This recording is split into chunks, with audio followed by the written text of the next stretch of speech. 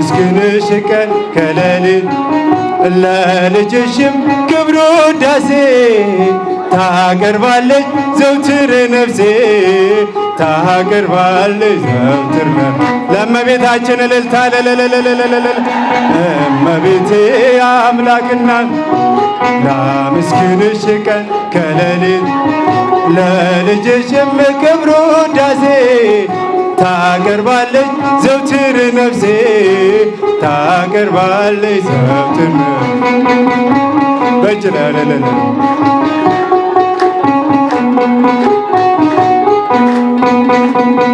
የሁሉ እናት በምልጃሽ አስቤ ባላስራቆት ያንን እሳት ባህር አሻግሪኝ ድንግሎይ እንዳልወድቅ እንዳልሞት ከቶ እንዳላይ ስቃይ እመቤቴ አምላክና ላመስግንሽ ቀን ከሌሊት ለልጅሽም ክብሩ ውዳሴ ታቀርባለች ዘውትር ነፍሴ ታቀርባለች ዘውትር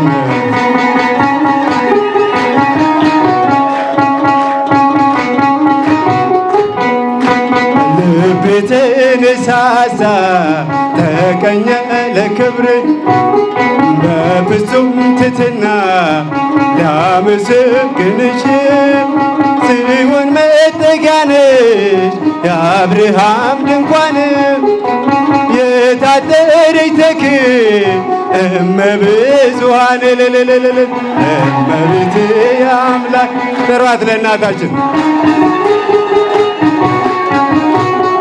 ልጅሽም ክብሩ ውዳሴ ታቀርባለች ዘውትር ነፍሴ ታቀርባለች ዘውትር ነፍሴ በፍጹም ትሕትና ላመሰግንሽ ጽዮን መጠጊያ ነሽ የአብርሃም ድንኳን የታጠረች ተክል እመብዙኃን ጽዮንን ጥራ ደስ ያለ እመቤቴ አምላክና ላመስግንሽ ቀን ከሌሊት ለልጅሽም ክብሩ ውዳሴ ታቀርባለች ዘውትር ነፍሴ ታቀርባለች ዘውትር ነፍሴ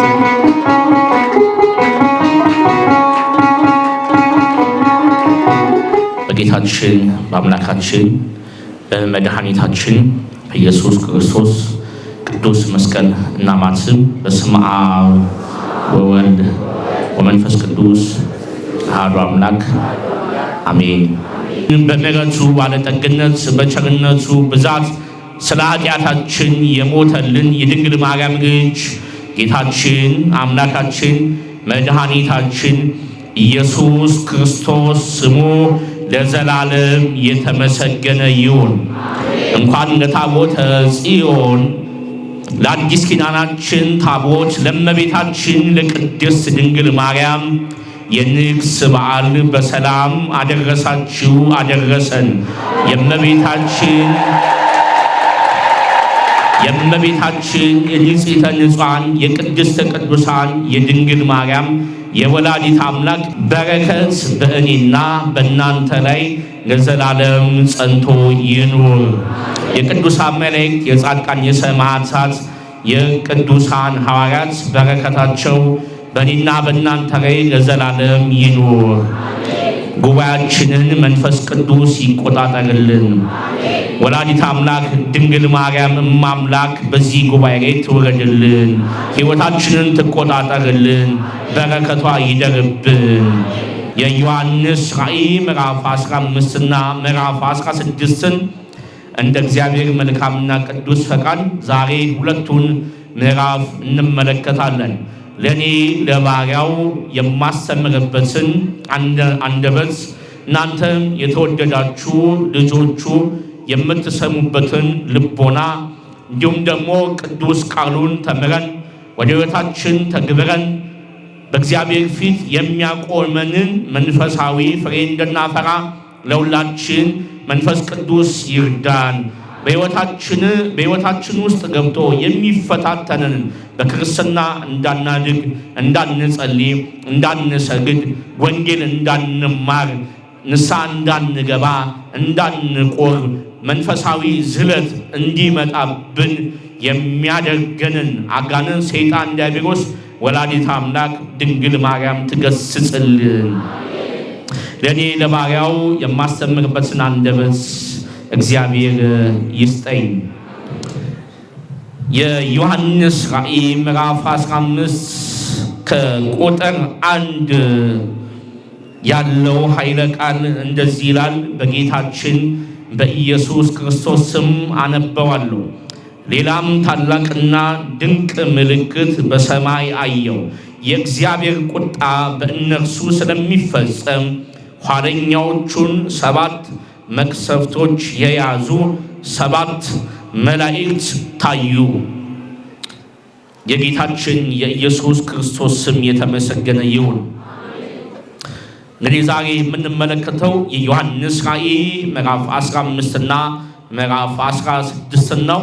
በተከታታይ ላለፉት 8 ሳምንታት የዮሐንስ ራእይን አብረን መማማር ጀምረናል። እግዚአብሔር ወዶና ፈቅዶ ሐዋርያው ወንጌላዊው ቅዱስ ዮሐንስ ያየውን ራእይ አብረን እየተመለከትን እየተባረክን ብፁዕ እየሆንን ጠላታችን እየጣልን መንፈሳዊ ምስጢር እየተገለጠልን የበለጠ በእምነት እየበረታን ነው ዛሬ ደርሰናል። ዛሬ የምንመለከተው ደግሞ የዮሐንስ ራእይ ምዕራፍ 15 እና ምዕራፍ 16 ነው። ሁለቱን ምዕራፎች አንድ ላይ ጠቅለል አድርገን ማየት የፈለግንበት ትልቁ ዋናው ጉዳይ ሁለቱ ምዕራፎች የያዙት 7ቱ መላእክት ስለያዙት ጽዋና በምድር ላይ ስለሚፈጸመው በእነዚህ በ7ቱ መላእክቶች በያዙት ጽዋ ስለሚደረገው መቅሰፍት ስለያዘ ነው። ስለዚህ ምዕራፍ 15ም ምዕራፍ 16ም ሁለቱም ጠቅለል አድርገን ማየት እንችላለን። የሁለቱ ደግሞ ዋናው ጉዳይ እነዚህ 7ቱ መላእክት ስለያዙት 7 የእግዚአብሔር ቁጣ የሞላባቸው ጽዋዎች ናቸው። እነዚህ የእግዚአብሔር ቁጣ የሚፈጽሙ ወይንም ደግሞ የእግዚአብሔርን የቁጣውን ሥራ የሚፈጽሙ 7 መላእክቶች 7 የሆነውን መቅሰፍት ይዘው በሰማይ ታዩ። ከዛ በኋላ በእሳት የተቀላቀለ እሳት ያለበት የብርጭቆ ባህር ነበረ ይላል። የእሳት ነበልባል እሳት የሞላበት የብርጭቆ ባህር ተመለከትኩ ይላል። የብርጭቆ ባህር የሚለው ይሄንን ዓለም ነው።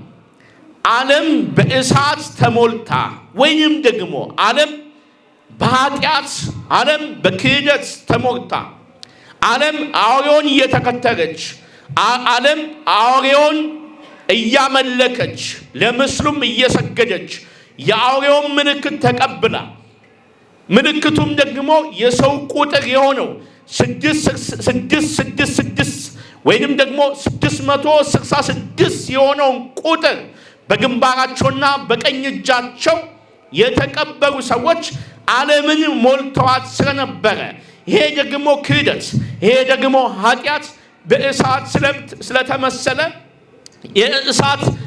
በእሳት የተቀላቀለ የብርጭቆ ባህርን አየው ይላል። ይቺ ዓለም በብዙ ኃጢአት በብዙ ክህደት እግዚአብሔር ላይ በማመፅ እግዚአብሔርን በመክዳት ጣዖትን በማምለክ አውሬው የተባለውን ዲያብሎስን ሰይጣንን አጋንንትን በማምለክ የሰው ልጆች አውሬውን በመከተል አውሬውን በማፍቀር ማን ይመስለዋል? ማን ይተካከሏል? እሱ ብቻ ነው ንጉሥ፣ እሱ ብቻ ነው አምላክ፣ እሱ ብቻ ነው እኛን ለማዳን ወደዚህ ምድር የወረደው ብለው መሲሁን ስለሚከተሉ ዓለም አይታው የማታውቀውን ኃጢአት በዛን አውሬው ወደዚህ ምድር ከመጣ በኋላ ስለሚፈጸሙ በእሳት የተቀላቀለ ዓለምን አየው ይላል። ከዚህ ዓለም በላይ ደግሞ ይህንን አውሬ በዓለም ላይ የነገሰውን አውሬ 666 የሆነውን ሐሰተኛውን ነቢይ የተቃወሙ ከሱ ጋር የተጋደሉ አንተ አምላክ አይደለም፣ አንተ ዲያብሎስ ነህ፣ አንተ አውሬ ነህ፣ አንተ ሰይጣን ነህ፣ አንተ አጋንንት ነህ ብለው የተቃወሙ አውሬውም ደግሞ ለምን ትቃወሙኛላችሁ ብሎ በሰማዕትነት የገደላቸው ከሱ ጋር ተጋድለው ወደ እግዚአብሔር የሄዱ ቅዱሳን በዚህች በብርጭቆ ባህር ላይ ቆመው በገና ይዘው ለእግዚአብሔር በሙሴ ቅኔና በበጉ ቅኔ እየዘመሩ ተመለከትኩ ይላል። አውሬውን ድል የነሱት እነዚህ ቅዱሳን ዲያብሎስን በዘመናቸው ድል የነሱ ቅዱሳን የሚያመሰግኑት በሙሴ ቅኔና በበጉ ቅኔ ነው። የሙሴ ቅኔ ማለት ሙሴ የኤርትራን ባህር እግዚአብሔር ከፍሎ ካሻገራቸው በኋላ ሕዝበ እስራኤላውያን ከጠላታቸው ከፈርዖን ከጠላቶቻቸው ከግብፃውያን ነፃ ወጥተው ያንን የኤርትራ ባህር ከተሻገሩ በኋላ ፈርዖን አይደርስባችኋለሁ፣ ይይዛችኋለሁ፣ እገላችኋለሁ፣ ወደ ግብፅ ደግሞ መልሼ በድጋሚ ረግጬ እገዛችኋለሁ ብሎ በኤርትራ ባህር ሲገባ እሱና ሰራዊቱ እንደ ግድግዳ የቆመው የኤርትራ ባህር ወደ ፈርዖንና ወደ ሰራዊቱ ከሰጠመ በኋላ ሙሴና እስራኤላውያን ጠላቶቻቸውን እግዚአብሔር አምላክ በኤርትራ ባህር ላይ እንዳሰጠመላቸው እንደገደለላቸው አይተው የዘመሩት መዝሙር ነው። ይሄ የሙሴ መዝሙር የሚባለው። እንደገና ደግሞ በሰማይ ጌታችን ኢየሱስ ክርስቶስ የሚመሰገንበት በዮሐንስ ራእይ በምዕራፍ 14 በምዕራፍ 13 በምዕራፍ 10 በምዕራፍ 8 በምዕራፍ 7 ያየናቸው በጉ የሚመሰገንበት ጌታችን ኢየሱስ ክርስቶስ የሚመሰገንበት የሰማይ ቅኔ አለ፣ የሰማይ መዝሙር አለ። ሁለቱንም አንድ አድርገው የምድርን ምስጋናና የሰማይን ምስጋና የሚዘምሩ ቅዱሳን በገና ይዘው እየደረደሩ እያመሰገኑ አየው እያለ ሐዋርያው ወንጌላዊው ቅዱስ ዮሐንስ ይነግረናል። የዘመሩት መዝሙር ምንድን ነው ብለን ስንመለከት የዘመሩት መዝሙር የዮሐንስ ራእይ ምዕራፍ 5 ከቁጥር 3 እስከ ቁጥር 4 እንደዚህ ተብሎ የዘመሩት መዝሙር ተጽፏል። ሁሉን የምትገዛ ጌታ አምላክ ሆይ ሥራ ታላቅና ድንቅ ነው። የአሕዛብ ንጉሥ ሆይ መንገድ ጻድቅና እውነተኛ ነው። ጌታ ሆይ የማይፈራና ስምን የማያከብር ማን ነው? አንተ ብቻ ቅዱስ ነህ።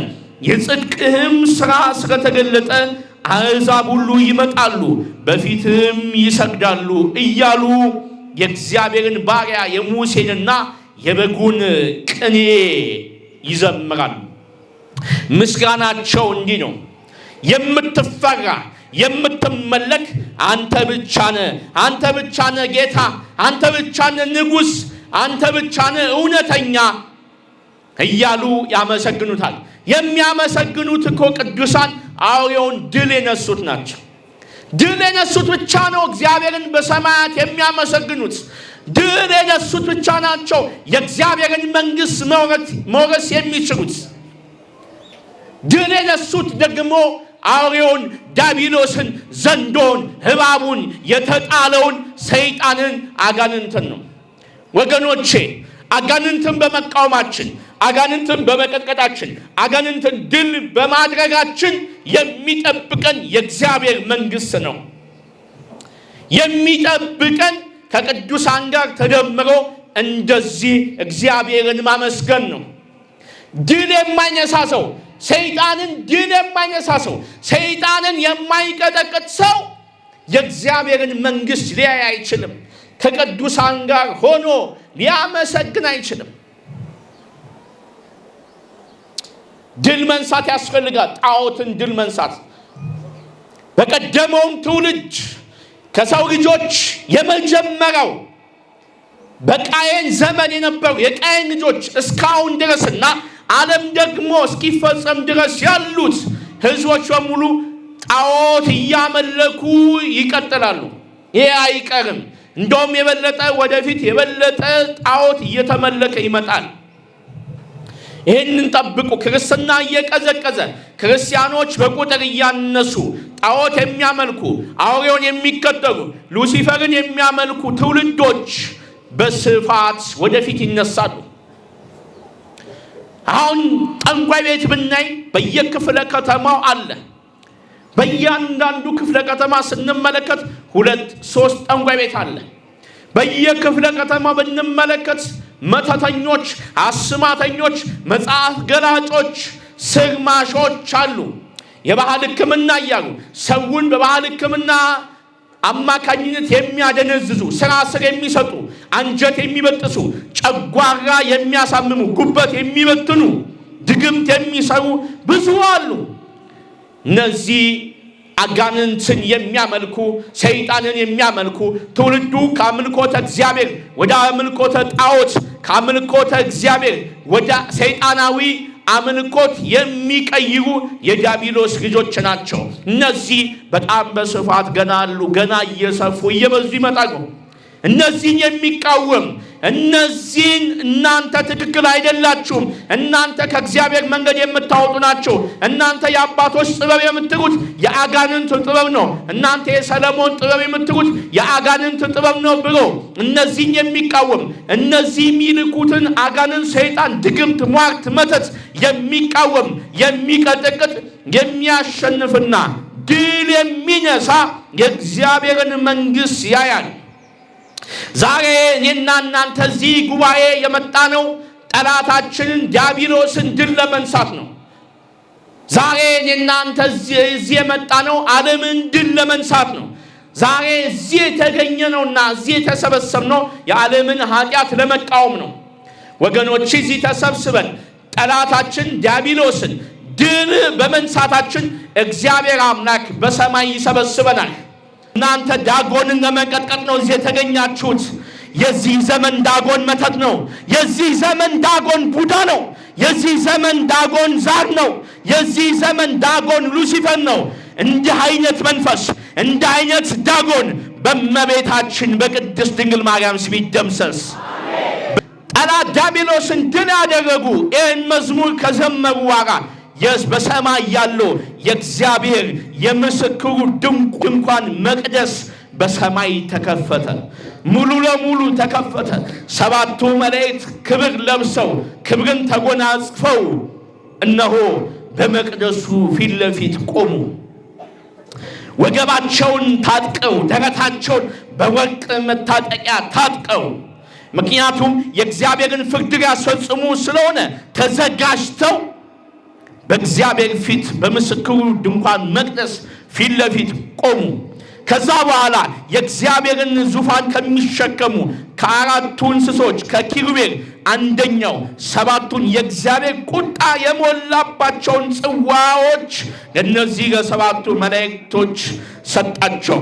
ከዛ በኋላ የእግዚአብሔር መዓት የእግዚአብሔር ቁጣ መቅደሱን ሞላው። ያ የተከፈተ መቅደስ በእግዚአብሔር መዓት ተሞላ፣ በክብሩ ተሞላ፣ በኃይሉ ተሞላ።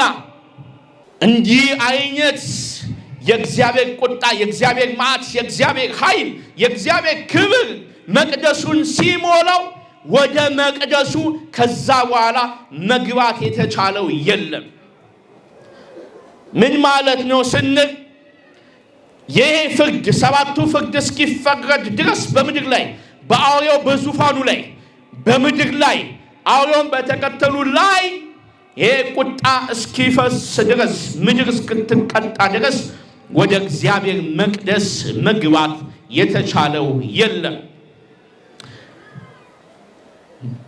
ቅዱሳን ይሄ 7ቱ ጽዋ ቁጣዎች በምድር ላይ እስኪፈጸሙ ድረስ ለማማለድ አልገቡም።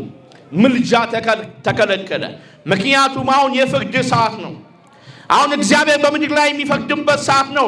በአውሬው ላይ በዙፋኑ ላይ በአውሬውን በተከተሉ ላይ በፀሐይና በጨረቃ በወንዞችና በባህር ላይ የሚፈረድበት በእንስሳት ላይ በነፍሳት ላይ የሚፈረድበት ሰዓት ስለሆነ የፍርድ ሰዓት ላይ ንስሐ የለም፣ ምልጃ የለም።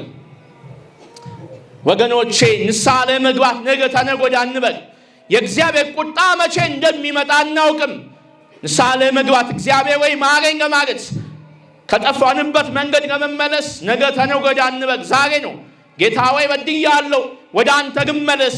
እኔ ወደ አንተ ስመለስ አንተ ወደ እኔ ትመለሳለህ። ማሪና ይቅር ባይ ነህ እያልን ወደ እግዚአብሔር እንመለስ። ይህ ዘመን ወደ እግዚአብሔር የምንመለስበት ዘመን ነው። ይህ ዘመን ከእግዚአብሔር ጋር የምንሆንበት ዘመን ነው። በጣም ብልህ፣ በጣም አዋቂ፣ በጣም አስተዋይ ሰው ማን ነው ስንል ዛሬ እግዚአብሔርን የያዘ ሰው ነው። ከቁጣው ለማምለጥ ራሱን ያጸዳ ሰው፣ ያነጻ ሰው፣ የቀደሰ ሰው፣ አስተዋይ፣ በጣም በጥበብ የተሞላ ሰው ነው። ሞኝ ሰው ደግሞ፣ አላዋቂ ሰው ደግሞ በዚህ ዘመን አውሬውን የሚከተል ሰው ነው። ለምስሉ የሚሰግድ ሰው ነው። የጠፋ ሰው ነው። ዲያብሎስን የማይቀጠቅጥ ሰው ነው። አሁን እነዚህ ሰባቱ መላእክት ጽዋውን ይዘው በምድር ላይ ቆሙ። የዮሐንስ ራእይ ምዕራፍ 16 ከቁጥር 1 እንደዚህ ነው የሚለው፣ ለሰባቱ መላእክት ሄዳችሁ የእግዚአብሔርን ቁጣ ጽዋዎች በምድር ውስጥ አፍስሱ የሚል ታላቅ ድምፅ ከመቅደሱ ሰማው ይላል። አሁን ስራውን ለመስራት ተዘጋጁ። እነዚህ ሰባት መላእክት ከሰባቱ መላእክት አንደኛው ጽዋውን የያዘና በምድር ላይ አፈሰሰ። የእግዚአብሔርን ቁጣ ወደ ምድር አወረደ። ከዛ በኋላ በምድር ላይ የአውሬውን ምልክት ያለባቸው ለምስሉ የሰገዱ የአውሬውን ምልክት የተቀበሉ ሰዎች ክፉኛ የሚነዘንዝ ቁስል ሆነባቸው።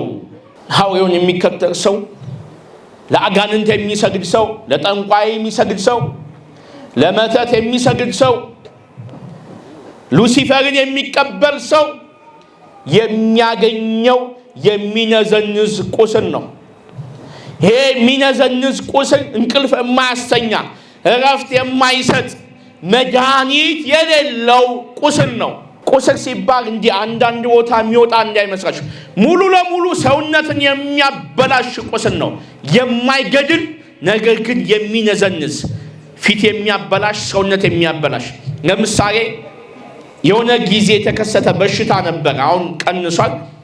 ከምዕራብ አፍሪካ ጀምሮ የነበረ በሽታ ኮንጎ ምናምን ያጠቃ ሞንኪ ፖክስ የሚባል ከዝንጀሮ ነው ተነስቶ ሰዎችን የያዘው ምናምን ይላሉ። ግን እሱ ለመዘግዘግ ሳይሆን ሞንኪ ፖክስ የሚባለው ወረርሽኝ የያዛቸው ሰዎች አይድኑም። ቢድኑ እንኳን ቢተርፉ እንኳን ሰውነታቸው ይሄ የሻገተ እንጀራ ታውቃላችሁ?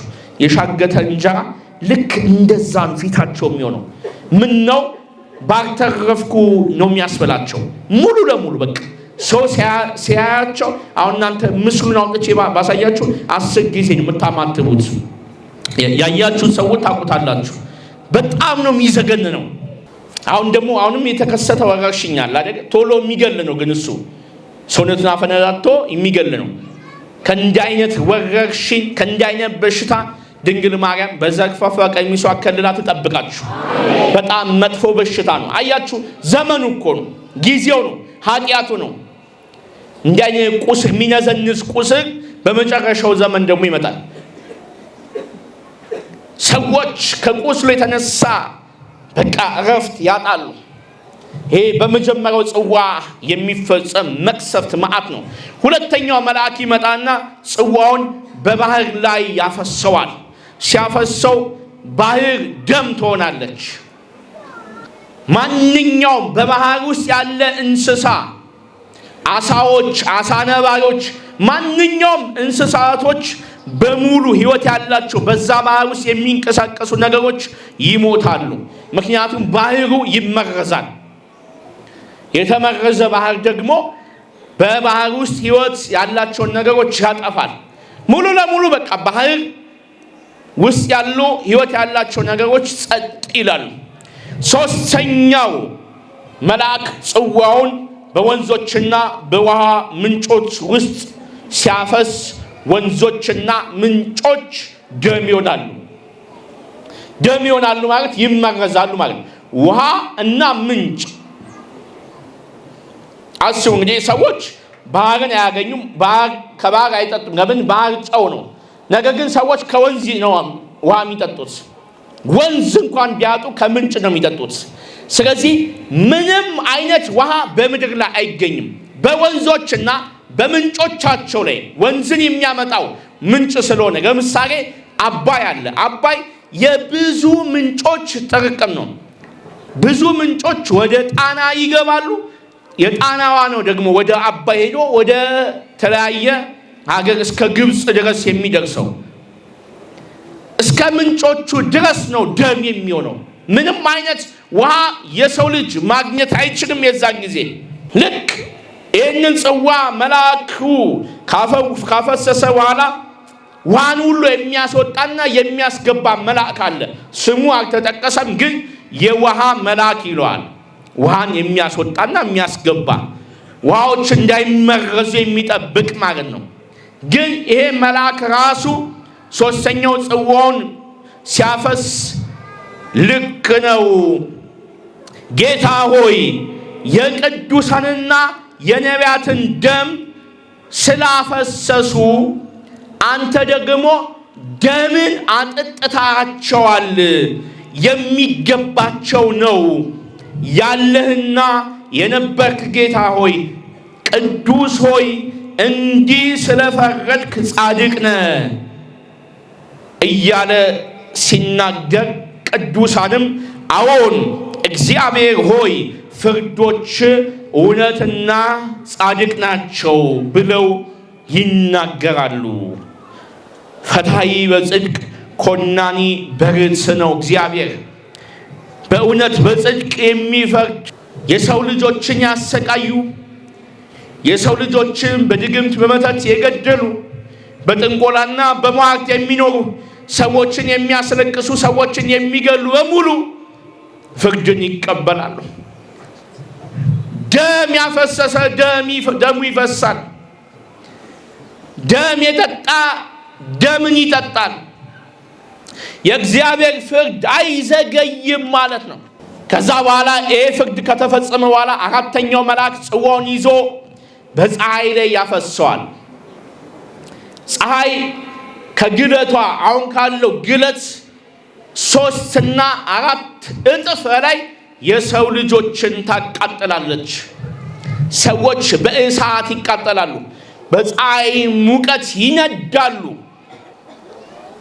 በጣም ከመቃጠላቸው የተነሳ የእግዚአብሔርን ስም ይሳደባሉ፣ በእግዚአብሔር ላይ ያረመርማሉ። በደላቸውና ኃጢአታቸው አይታያቸውም፣ ንስሐም አይገቡም። እንዴት ታቃጥለናለህ? እንዴት ፀሐይ እንደዚህ እስክታቃጥለን ድረስ እንዴት ዝም ትላለህ? እያሉ እግዚአብሔርን ይሳደባሉ። በእግዚአብሔር ላይ ማረምረም ራሱ እኮ እግዚአብሔርን መሳደብ ነው ወገኖቼ። በፍጹም አታረምርሙ። አንደበታችሁ ላይ ምስጋና ብቻ፣ ተመስገን ጌታ ሆይ የሚለው አንደበት ብቻ ያዙ። አታረምርሙ። ምንም አይነት ነገር በሕይወታችን ቢመጣ በእኛ ኃጢአት ነው። ዛር የያዘን በወላጆቻችን ኃጢአት ነው፣ ክህደት ነው። እኛ ውስጥ የሚመጡ ነገሮች በራሳችን ችግር የምናመጣቸው እንጂ በእግዚአብሔር አይደለም። እግዚአብሔር ላይ ማረምረምን ማቆም አለብን። ይልቁን ደግሞ ንስሐ መግባት ያስፈልጋል። ከዛ በኋላ አምስተኛው ጽዋ የያዘው መልአክ በዚህ ምድር ላይ በነገሰው በሐሳዊው መሲህ ዙፋንና በከተማው ላይ በነገሰበት ከተማ ላይ ጽዋውን ያፈሳል። የዚህን ጊዜ መንግስቱ ጨለማ ትሆናለች። 3 ዓመት ከ6 ወር ዓለምን ይገዛል። ከዛ በኋላ ስልጣኑ ይሻራል። መንግስቱ ጨለማ ትሆናለች። ከተማ ሁሉ ይታወቃል። ሰዎችም ደግሞ እሱን የሚከተሉ ሰዎችም ደግሞ ከስቃያቸው ከቁስላቸው የተነሳ ምላሳቸውን ያኝኩ ነበረ። ምክንያቱም አውሬውን የተከተሉት የበሽታ መንፈስ ነው የተከተሉት። በሽታ ይይዛቸዋል። ከበሽታው የተነሳ ምላሳቸውን ያኝካሉ፣ አይምሯቸውን ያጣሉ፣ ይታወካሉ። ከዛ ስድስተኛው መልአክ ጽዋውን በኤፍራጥስ ወንዝ ላይ ያፈሳል። የኤፍራጥስ ወንዝ ይደርቃል። ከዛ በኋላ ከሐሰተኛው መሲህና ከአውሬው የሚወጡ 3 ርኩሳን መናፍስት ወደ ዓለም ይበተኑና የዓለምን ነገስታት ለጦርነት ያዘጋጃሉ። ጦርነት የዓለም ነገስታት ታላላቅ ኃያላን ነገስታት አርማጌዶን በሚባል ሜዳ ላይ ለጦርነት ይሰበሰባሉ። አርማጌዶን ማለት የዕብራይስጥ ቋንቋ ነው። ትርጉሙም ደግሞ ስጋ የለበሰ የሚደመሰስበት የሚጠፋበት ቦታ ማለት ነው። የአርማጌዶን ጦርነት 6ኛው ጽዋ ሲወጣ ይፈጸማል። የመጨረሻው 7ኛው መልአክ ጽዋውን ይዞ በአየር ውስጥ ያፈሰዋል። በአየር ውስጥ ካፈሰሰ በኋላ ከእግዚአብሔር መቅደስ ከሰማይ እነሆ የእግዚአብሔር ቁጣ ተፈጸመ ተብሎ ይነገራል። ከዛ በኋላ ምድር ትንቀጠቀጣለች፣ ሰማያት ስፍራቸውን ይለቃሉ፣ ከዋክብት ይረግፋሉ። ዳግም ምጽአት ይመጣል። ታላቂቱ ከተማ ከ3 ትከፈላለች። ባቢሎንም ደግሞ የእግዚአብሔር ፍርድ ይሰጣታል። ደሴቶችም ይሸሻሉ፣ ተራሮችም ይቀልጣሉ። ታላላቅ በረዶች በሰዎች አናት ላይ ይወድቃሉ። ሰዎች ከበረዶ መቅሰፍት የተነሳ እግዚአብሔርን ይሳደባሉ። በመሳደብ እግዚአብሔር ይቅር የሚል ይመስላቸዋል። ስድብ ከፍርድ አያድንም። አሁን እግዚአብሔር የሚሳደቡ ሰዎች አሉ። ድንግል ማርያምን የሚሳደቡ ሰዎች አሉ። ድንግል ማርያምን ሰው ሰደባት፣ አመሰገናት። ምልጃዋ፣ ቅድስናዋ፣ ንጽህናዋ አይወርድም ከፍም አይልም። ብናመሰግናት በረከቷ ይበዛብናል፣ ወደኛ ትመጣለች። ካላመሰገናት ደግሞ የሷን በረከት የሷን ምልጃ አናገኝም።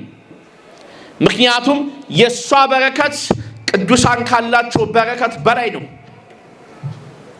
የጸጋ ግምጃ ቤት ናት። ጸጋን የሞላብሽ ሆይ ደስ ይበልሽ ያላት ቅዱስ ገብርኤል ጸጋ ሙሉ ለሙሉ የሞላባት ስለሆነች ነው። ከጸጋ እያቀፈረች ለልጆቿ ለሚያመሰግኗት ልጆች ትሰጣለች። ድንግል ማርያም ጸጋን ትስጣችሁ። በሕይወታችሁ የጎደለባችሁን ነገር ሁሉ ድንግል ማርያም ትሙላላችሁ፣ በጸጋ ትሙላላችሁ። እግዚአብሔርን የሚያመሰግን በሕይወቱ ከፍ ይላል፣ ይባረካል፣ ይቀደሳል። እግዚአብሔርን የሚሳደብ ደግሞ ለዘላለም ከአውሬው ጋር ከዲያብሎስ ጋር ከሰይጣን ጋር በገሃነም ይጣላል። እነሆ በጉን ከሚያመሰግኑ ጋር እግዚአብሔርን ከሚያመሰግኑ ጋር ይደምራችሁ። ከነሱ ጋር አብራችሁ እግዚአብሔርን ለማመስገን ያብቃችሁ፣ ያብቃን። እነሱ የዘመሩትን መዝሙር አንድ ላይ እንልና ወንጌላችንን እንጨርሳለን። ከኔ ጋር አብራችሁ ትላላችሁ። ሁሉን የምትገዛ ጌታ አምላክ ሆይ ስራ ታላቅና ድንቅ ነው። የአሕዛብ ንጉሥ ሆይ መንገድህ ጻድቅና እውነተኛ ነው። ጌታ ሆይ የማይፈራና ስምህን የማያከብር ማን ነው? አንተ ብቻ ቅዱስ ነህ። የጽድቅም ሥራ ስለተገለጠ አሕዛብ ሁሉ ይመጣሉ፣ በፊትም ይሰግዳሉ። አሜን። ያስተማረን የመከረን የገሰጸን የድንግል ማርያም ልጅ ጌታችን አምላካችን መድኃኒታችን ኢየሱስ ክርስቶስ ስሙ የተመሰገነ ይሁን። የጌታችን የኢየሱስ ክርስቶስ ጸጋ የድንግል ማርያም በረከት ከሁላችሁ ጋር ይሁን። ይቆየን።